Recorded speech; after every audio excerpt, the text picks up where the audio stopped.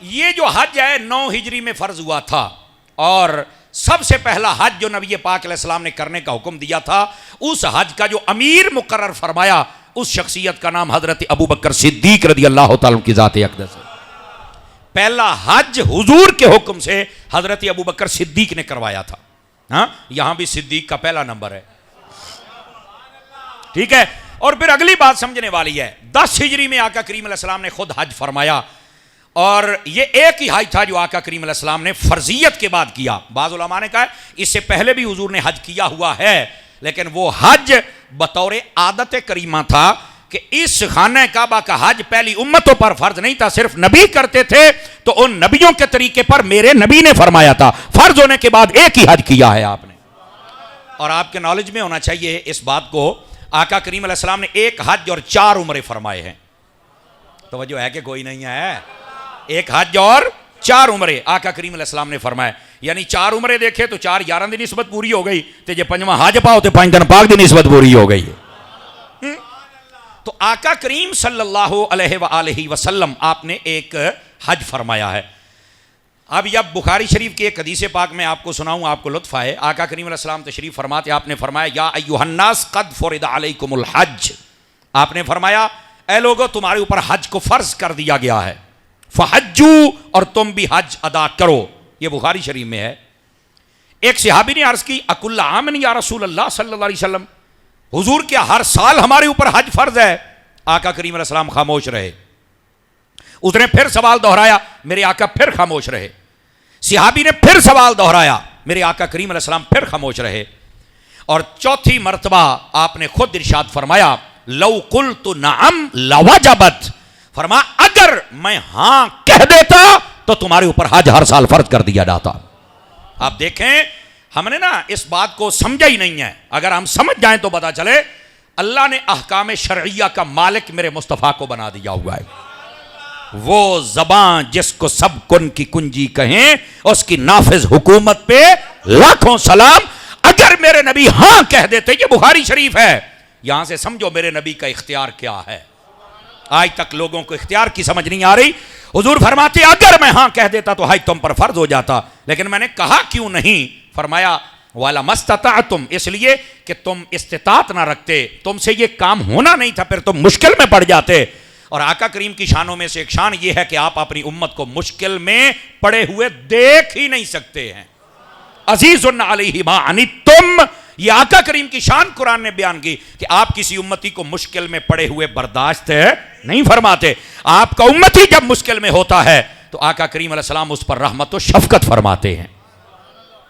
تو آقا کریم علیہ السلام کو اللہ نے دیکھو کیسا کمال عطا فرمایا، آپ کہہ دیتے ہاں تو حج فرض ہو جاتا، سبحان اللہ۔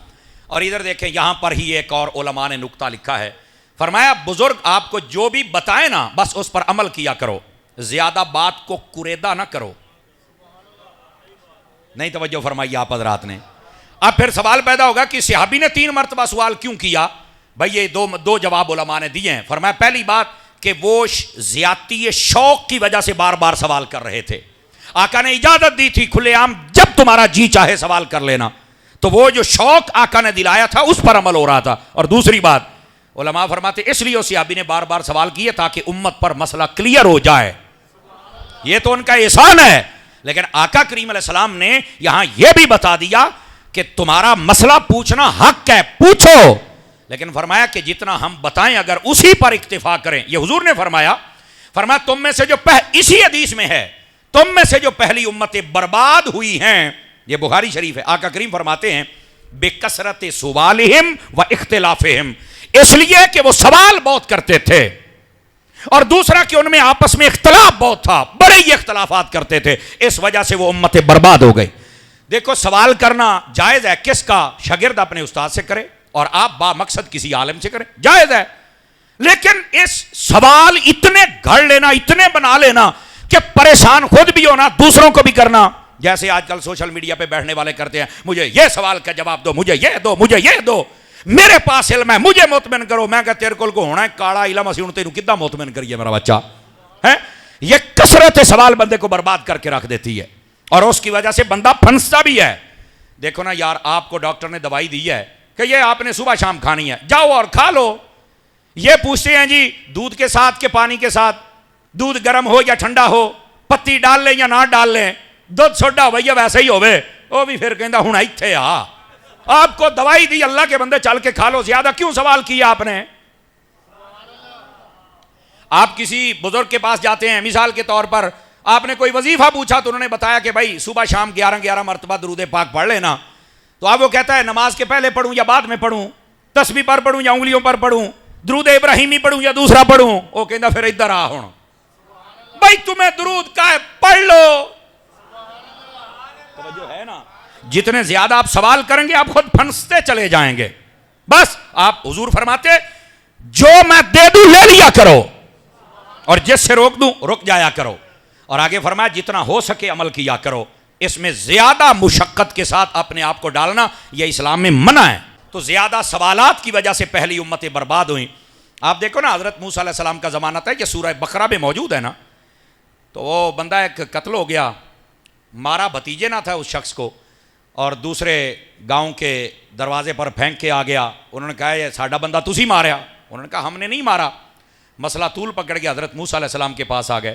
حضرت موسیٰ علیہ السلام نے کہا ہم اللہ کی بارگاہ میں عرضی پیش کرتے۔ اللہ نے فرمایا ان کو بولو ایک گائے لے لیں، ذبح کر کے اس کا گوشت اس مردے کی قبر کو لگائیں گے نا تو وہ مردہ خود زندہ ہو کے بتائے گا کہ مجھے کس نے مارا ہے۔ اللہ اتنی گال سی۔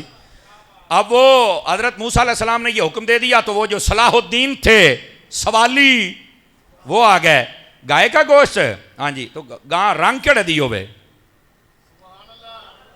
یہ سوال قرآن مجید میں ہے۔ ہاں کہہ رہے رنگ کیسا ہو؟ تو فرمایا پیلے رنگ کی ہونی چاہیے۔ اچھا، تو کہنے لگے اس نے کو بچہ دیا ہو یا نہیں؟ تو فرمایا نہیں دیا ہو۔ پھر آ گئے اس نے کبھی ہال چلائے ہوں یا نہیں؟ فرمایا نہ چلائے ہوں۔ پھنستے گئے اور پھر ایسے پھنسے ساری برادری کا سونا دینا پڑا، پھر وہ گائے ملی۔ اب سمجھ آ رہی کیوں اتنے سوال کرتے ہو؟ تو زیادہ سوالات سے بندہ پھنستا ہے۔ آپ بچیں زیادہ سوالات سے بھائی جان، آپ کو جتنا کہا گیا اتنا کام کریں۔ اگر کوئی آپ کو کہتا ہے نا صبح شام درود پاک پڑھ کے الحمد پڑھ کے اپنے اوپر پھونک مار لیں تو پوچھا نہ کریں سویرے شامی اذان تو پہلے بعد کتنی مرتبہ درود پڑھیں؟ او بھائی تمہیں کہا ایک باری درود پڑھ ایک باری الحمد پڑھ، پھونک کا مار، جان چھڑا۔ جتنا ہوگا پھنسے گا، اور جب پھنسے گا تو پھر تو اسے عمل نہ ہو سکے گا۔ اور دوسرا اختلاف، یہ جو اختلافات ہوتے ہیں نا یہ دینی بھی ہیں دنیاوی بھی ہیں۔ دنیاوی اختلاف بھی منع ہے اور دینی اختلاف بھی منع ہے، یاد رکھو۔ ایک اختلاف ہے جس کو رحمت کہا گیا، اور وہ کون سا ہے؟ کہ جب علماء مل کر بیٹھیں اور امت کی آسانی کے لیے کوئی مسئلہ قرآن و حدیث سے نکالیں، اور وہ اختلاف کر رہے ہیں، وہ کہے میری یہ دلیل ہے، وہ کہے میری یہ دلیل ہے، اور بعد میں ایک نقطے پر جمع ہو جائیں اور امت کی آسانی کر دیں، تو یہ اختلاف جائز ہے۔